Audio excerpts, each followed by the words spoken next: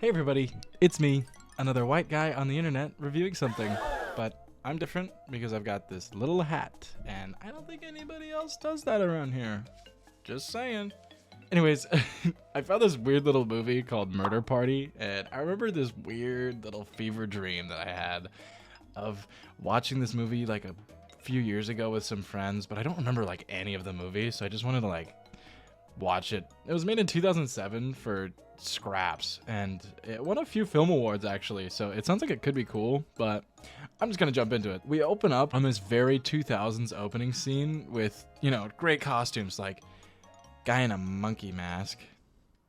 But the way we really know it's 2007 is he got 3 movies for $3, which is less than I paid to watch this movie. We meet our main guy, who I don't think they actually say his name, now that I think about it, so I'm just gonna refer to him as Pookie, because he's Pookie. He pops a perk, and he finds a weird note for the murder party. Whoa. I think the movie tries to portray him as like a really lonely guy, because he's alone on Halloween eating candy corn, and no one with friends or family likes candy corn. Really quick, can we just talk about his movie choice? Scarewolf sounds awful, but I have no idea what Xanthocroid is. It kind of sounds like Dan Aykroyd. I don't know. I do really want to see Zombies versus Unicorn Horn though, because it's just the horn. Like, it doesn't say the unicorn, it says unicorn horn, so it's just the horn, it's not the unicorn. You know, a little bit later, he starts making pumpkin raisin bread, which I did not know was a thing before I watched this movie, but apparently it's something that people make. So if you make it, let me know, because I've never, like, is it good? It sounds bad. So I think he wants to go to this party, so he busts out his... What the fuck is that? Okay, so he throws whatever that thing is away, and he makes his costume, which if you've seen the cover, which you will because you clicked on this video, it's really cool, I think, and I would do it as like a Halloween costume if more people knew this movie, but you know, nobody really knows this movie, so I'd just be wearing a cardboard night costume and nobody would get the reference. He starts heading off to the... Holy fuck, dude. Don't scare me like that. I was talking. I think this scene sets a pretty good precedent for the rest of the movie, because it's just weird. This movie honestly actually has great camera work for such a low budget film, but anyways, he finally makes it and is a braver man than me, because, you know, I would have turned around like 10 blocks ago. I don't think I would have even left my house or even picked up the note. Actually, no, this guy's insane. I would never in a million years go to this party. Or should I say murder party? He makes it inside, and we're greeted with some of our main characters. We've got Wolfman, Cheerleader, Saya. I don't know, her name's Lexi. And we've got Brendan Urie, whose real name is Paul, but I call him Brendan Urie because he looks like he wants to live life from a new perspective. But they're just as shocked as I am that he's here. There's also the baseball guy, but we'll get to him way later. They all kind of just freak out and grab him and tie him to this chair. Fair warning before we go forward, the dialogue is a bit harsh, but I thought this was really funny. It was like the second line in the movie, so I wasn't... I don't know, like nothing prefaced that this is what was gonna happen, but I think it's pretty funny. I don't know. His costume's pretty hilarious. I think he might be retarded. Back to the people at the party. Some of them want to go to Cicero's, which is like the clown from Skyrim, right? But before they can leave, the cheerleader starts eating that pumpkin raisin bread from earlier, right? And apparently she's allergic to raisins, so she fucking falls over and dies. Like dead, just boom, dead. Like, what? She's just dead. Okay, cool, bye. This makes 4chan Wolfman pretty angry, and he lets out his inner beast. He tries to pour acid on Pookie to just get rid of him, but it turns out it's acetic acid, which is vinegar if you didn't know, and so he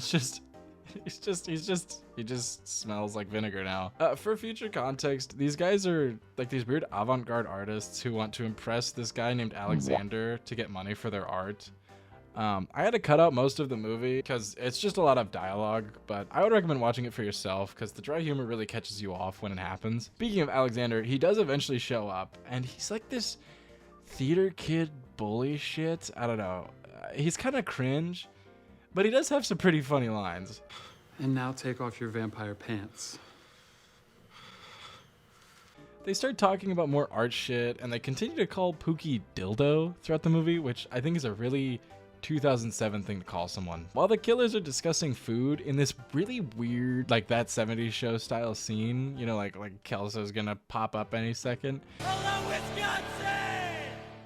Pookie breaks free from the ropes and he starts making a run for it. They all start chasing after him, and this, I think it's a pretty funny scene. Bill absolutely whiffs.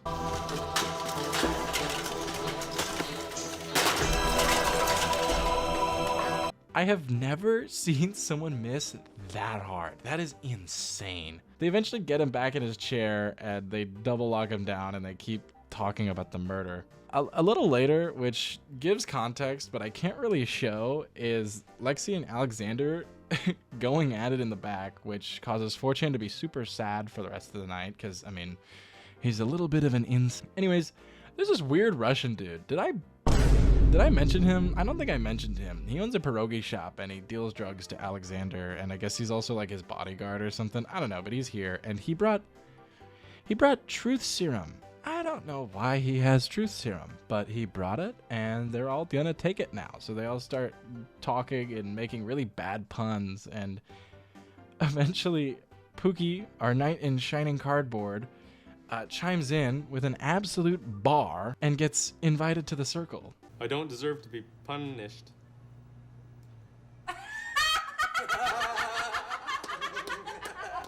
You're my new best friend. Like I mentioned earlier, the dialogue is absolute deadpan gold. I think it's pretty funny. I really liked it so far. After a lot more dialogue, we're at like just before the witching hour. Wolfman goes outside to smoke a cig and oh my god, he's on fire. Okay. They do eventually get Wolfman out, and he's just like screaming on the floor like a little baby. Like he didn't just get set on fire or something. Like, calm down, man. It's not that deep. After a heated argument between Alexander and Paul, Alexander gets truth serumed because he had faked taking it earlier and admits to everybody that he's actually a complete fraud. He has no money, he works as a fry cook, and the worst part of all is his real name is Tim. Ew. Anyways, he tells the Russian pierogi guy to shoot everybody, so everyone except Wolfman, Baseball Guy, and our Pookie die. Baseball Guy starts freaking out and he starts trying to murder everybody. He kills Lexi, starts chasing after Pookie, and then Wolfman starts chasing after him too, so now we have the big escape sequence. He's running away from Bill, which is the baseball guy from earlier, as he just wants everybody to die. Wolfman is also here, I guess. He's kind of chasing after both of them because he just wants both of them dead. He doesn't like either of them. Run across the roof for a while, and they eventually end up at Cicero's party from the beginning of the movie, where Bill murders everybody in this white room that I can't really show any like footage of because it's really bloody. But by the absolute grace of God and Wolfman falling off the roof, Wolfman's chainsaw, plugged in, might I add, lands directly next to Pookie in the window, and he uses it to beat Bill. And he's finally a free man. Everybody else except him from that party is dead now. So he's finally free to do whatever he wants. Pookie ends up going home, and the story kind of just ends there. This movie was really weird, to be honest. But I do recommend watching it if you like sort of witty, deadpan dialogue. Unfortunately, like I was saying, I couldn't really show a lot in this video because it would be like a 2-hour video. Also, there's some not so PC words, if you understand what I mean. But if you're prepared for that, if you don't really care about that, it's still pretty funny nonetheless. Anyways, give me movie ideas so I can do this again. If you don't, I'm gonna stare at you until you are mildly uncomfortable. Okay, bye.